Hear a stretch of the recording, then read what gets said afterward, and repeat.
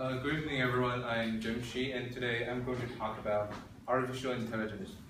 And why I'm going to talk about artificial intelligence is that I feel like artificial intelligence is the only thing that matters in the next 100 years, and it's the only thing that's the most influential in the course of human history. Because if we do it wrong, we will probably be destroyed by artificial intelligence, and if we do it right, we could probably live long and prosper. And I want to talk about how AI will benefit us first, and I separate it into 3 categories. And first, I want to talk about education. Artificial intelligence can improve our education in many kind of ways, and we can grasp it right now, but here's something that's already coming. And this picture behind the text are Microsoft's HoloLens, and basically create an augmented reality that's combined the reality and the virtual world together. And this will increase how kids learn stuff in a more knowledgeable way. And I feel like we're at an age of technology and informations, and now we're still having the same education we had 200 years ago. And I feel like something's got to change. And I think artificial intelligence can drastically improve how kids will learn in their school. And what I think that school should be like is that we should talk to kids about how to communicate with each other and how to have their original idea, how to create their own poem, how to express their emotions. Those are the courses that we don't usually get in our normal educations. And this is probably the most exciting one that I have so far, and is space travel. And if somehow we created artificial intelligence and we put it into robots or something, and we don't have to worry about oxygen level, we don't have to worry about how long will the astronauts last on Moon or Mars, or even if the planet is habitable or not. We just need to send out our drones and send out our scouts to billions of the planet and billions of stars that we're looking upon our skies, and we could just activate them whenever we want, and we could discover something that we could never discover before we create the AI. And this is probably the ultimate goal that creating artificial intelligence is for. And because from the beginning of any beings on Earth, there's only one animal that escaped from mortality, and that's immortal jellyfish, which it doesn't really, I don't think it doesn't do any good for that jellyfish, because it doesn't have a high intelligence like us. And I feel like creating artificial intelligence, we can, using their technologies and how artificial intelligence think and find solutions for us, and we could create nanotech that was implanted in our body and refresh our organs when it decays. And we could probably escape the route to immortality. And now I want to talk about how AI would change the world as we know. And here's a screenshot of the movie Chappie, and it's really good. It's a movie about how AI helped us, and how scary are they if they learn it in the wrong way.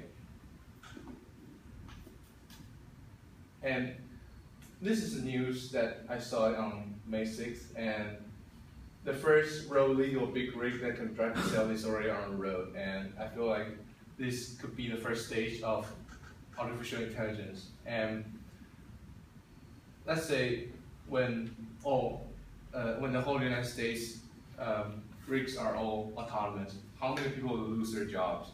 And I'm pretty sure they're not going to be happy, but by losing their jobs, they will do something else. They'll probably go assemble new robots and accelerate how we go to the next phase of the robot revolution. So I think that's something we need to think about, but yeah. And stage 2, I think, we are at an age of artificial general intelligence, which is equivalent to our human intelligence, that robots can grasp complex ideas, they can think of solutions, they could learn from experience, and that's the point that becomes scary. And when we're at this stage, if we didn't use AI to improve humans' ability or our intelligence, we won't be able to catch up with artificial intelligence, and we will forever be disconnected with AI if we didn't improve ourselves in terms of our biological body and our intelligence. And here comes the scary part, stage 3, artificial superintelligence, where artificial intelligence that supersedes our intelligence. And the only way that we could understand artificial superintelligence or artificial general intelligence is by copying the neurons in our brain into computer codes so that we could live inside a computer. It's kind of hard to imagine that, but we're basically a computer program, but we're living in a biological body. We just change ourselves into a mechanical body which can be upgraded in the course of technology.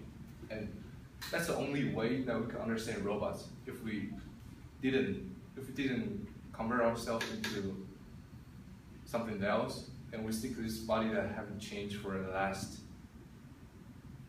I don't know, 2,000 years or 5,000 years, and I think robots is going to overthrow us anytime.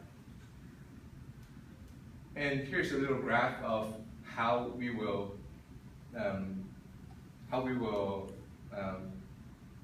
think when robots are taking over our jobs. And first, when artificial intelligence robots and they took our jobs, we'll think about jobs today that humans do, but machine will eventually do better. But they're still not going to take our jobs because we're so intelligent, and they're just robots. And at B, the robots current jobs that human can't do but machines can, which are jobs that when there's an earthquake or there's a nuclear explosion in places like Fukushima or somewhere like anyway, places that human can enter, machines can. And at that point, we're getting a little bit scared by robots, because at that point, robots can go on the battlefield and defeat enemies and stuff. And then at stage C, robots just that we can't even imagine right now, which are probably space travel and which is probably space travel and and jobs that only humans able to do at first. Those are the jobs. Wait, what? Okay, next slide. And here comes the moral question. This is a question where people like Elon Musk, Stephen Hawking, Bill Gates, they're all concerned about, and it's that, will AI be a good god? Okay, that's right. And here's a quote from Stephen Hawking. When a scientist asks an intelligent computer they had built, is there a god? And the computer replied, there is now. Then a bolt of lightning struck the plug so it couldn't be turned off. Thank you, everyone.